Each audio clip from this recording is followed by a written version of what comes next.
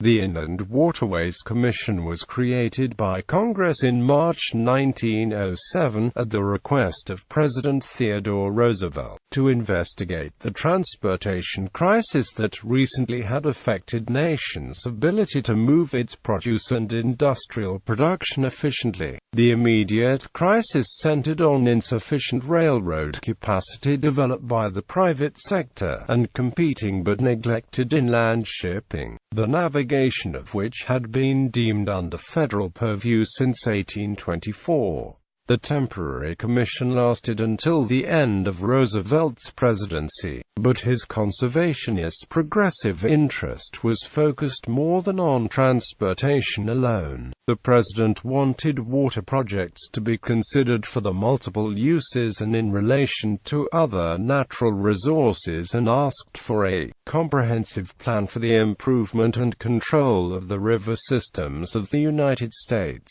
based on long-established legislative structure and more recent bureaucratic additions. The appointed members of the commission included elected Representative Theodore E. Burton as chairman, being also chair of the House Committee on Rivers and Harbors, Senator Francis G. Newlands as vice chair, Senator William Warner, and Senator John H. Bankhead. Non-elected commissioners included government technocrats with experience in related fields, including Alexander Mackenzie, chiefs of engineers, U.S. Army, and the entity involved in federal navigation improvements since the beginning, William John McGee, as secretary, and from the United States Geological Survey, Frederick Haynes Newell, the first director of the United States Reclamation Service, Gifford Pinchot, the first chief of the United States Forest Service, and Herbert Knox Smith, from the Bureau of Corporations and predecessor to the Federal Trade Commission. By the end of that year, after the commission had looked at shipping on the Mississippi River and the Great Lakes,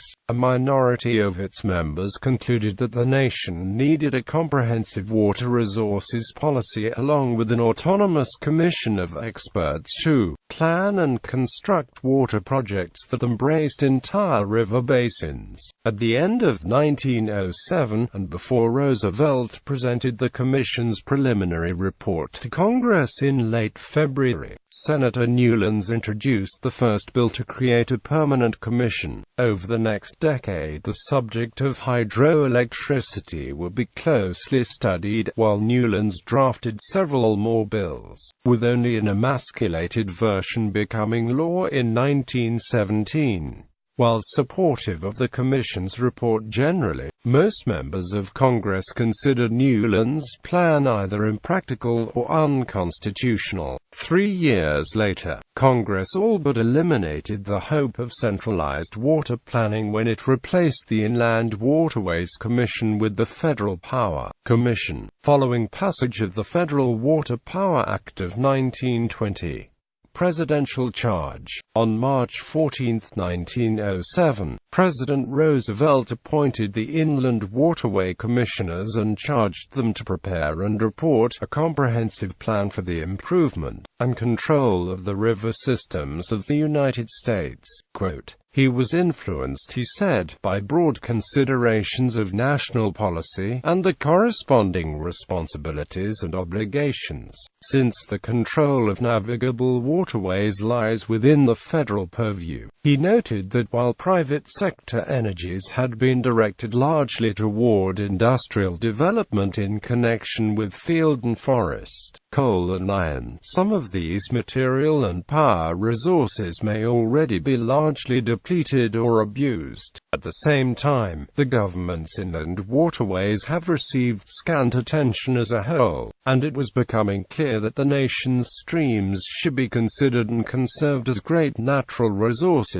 So far, works designed to control the waterways have usually been undertaken for a single purpose in mind, such as the improvement of navigation, the development of power, the irrigation of arid lands, the protection of lowlands from floods, goods, or to supply water for domestic and manufacturing purposes, while the people's rights to these and similar water uses must be respected. The time had come, he said, for local projects and uses of the inland waters to be viewed in a more comprehensive plan, designed for the benefit of the entire country. Such a plan should consider and include all the uses to which streams may be put, and should bring together and coordinate the points of view of all water users. While the task involved in the full and orderly development and control of the nation's river systems is a great one, it is certainly not too great for the government to approach, especially with results which seem to promise even greater returns. The Commission's appointment followed numerous petitions from commercial organizations in the Mississippi Valley asking for such study, and he said, "The common knowledge that the railroads of the United States are no longer able to move crops and manufactures rapidly enough to secure the prompt transaction of the business of the nation, and there is small prospect of immediate relief." During the previous 10 years,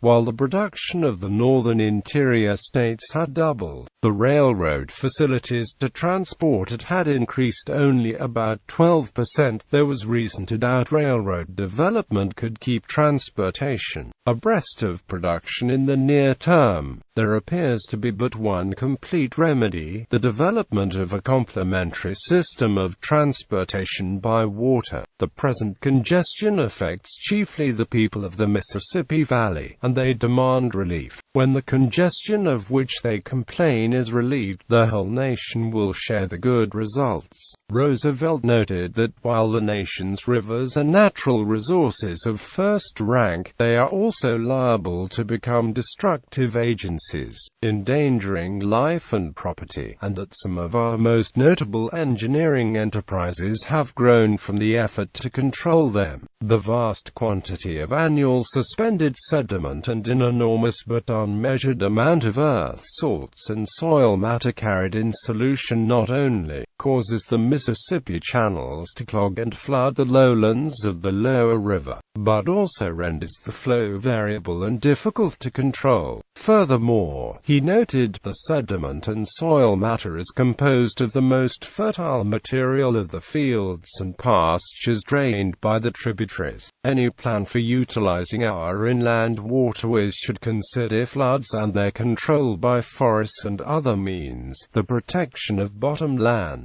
from injury by overflow, and uplands from loss by soil wash, the physics of sediment-charged waters and the physical or other ways of purifying them, the construction of dams and locks, not only to facilitate navigation but to control the character and movement of the waters, and should look to the full use and control of our running waters and the complete artificialization of our waterways for the benefit of citizens as a whole. Not being possible to properly frame so large a plan for the control of rivers without taking account of the orderly development of other natural resources, Roosevelt asked that the Inland Waterways Commission consider the relations of the streams to the use of all the great permanent natural resources, and their conservation to make and maintain prosperous homes. Roosevelt noted that any feasible plan for utilizing inland waterways should recognize both the existing federal means, including the Departments of War, Interior, Agriculture and Commerce and Labor, and those in the states and the subdivisions.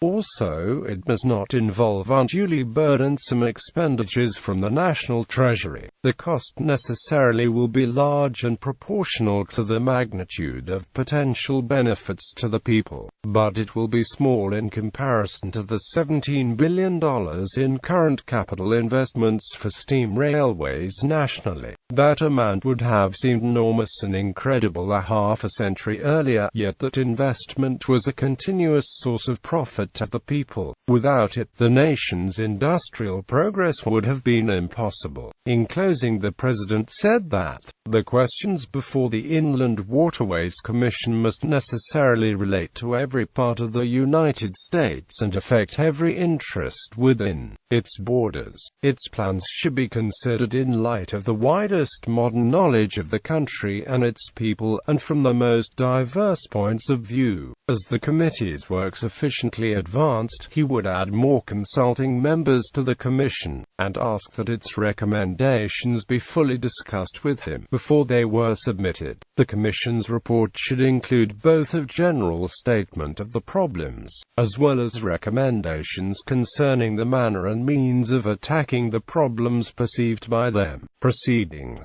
After initial conference and correspondence, the organizational meeting was held in Washington, D.C. from April 29 to May 3, 1907. A second meeting and inspection trip on the Mississippi River from St. Louis to the passes was held May 13 to May 23. A third meeting and inspection trip took place from September 21 to October 13, which traveled on the Great Lakes from Cleveland to Duluth, on the Mississippi from St. Paul to Memphis, and on the Missouri River from Kansas City to St. Louis. A fourth meeting was held in the capital beginning on November 25. For the purpose of preparing a preliminary report, the commission ended February 3, 1908. During the organizational and inspecting meetings, 30 formal sessions were held in addition to informal meetings and conferences. At several of these sessions the entire commission were present. At no session were there fewer than 5 commissioners. The average attendance was over 7. During the meetings for report preparation there were 27 sessions, with an average attendance of 7. Experts on matters entrusted to the Commission were present by invitation at 24 sessions. Of these experts there were 24, several of whom attended 2 or more sessions, with most being former or current attaches of the Corps of Engineers. Outside formal sessions, the commissioners devoted much time to the consideration of the waterways and related matters. 2 or 3 commissioners jointly inspected the Upper Missouri, the Columbia and Snake, the Sacramento and San Joaquin, and major tributaries. Several commissioners employed agencies under the direction in collating and digesting data relating to canals, water transportation, etc. Most of the commissioners attended conventions and other meetings connected with the development of waterways and related interests. At the 18th session a special committee of 1 Gen. Alexander Mackenzie was appointed to prepare a list of statutes and considerations relating to water power, especially generation of hydroelectricity. Following action at the 23rd session, with the President presiding, a letter requesting a conference on the conservation of natural resources was framed and presented to the President on October 4, 1907. This later resulted in the first Conference of Governors. At the 25th session a committee of 3 was appointed to communicate further with the President on this matter, and to prepare a preliminary draft of the report. Both committees reported at the 4th meeting. Commission Report. The investigations and discussions of the Inland Waterways Commission resulted in a series of findings, containing the statements of fact connected with navigation and other uses of the inland waterways nationally, recommendations, containing the conclusions on those findings, inquiries in progress, containing certain matters still under discussion, and an extensive appendix.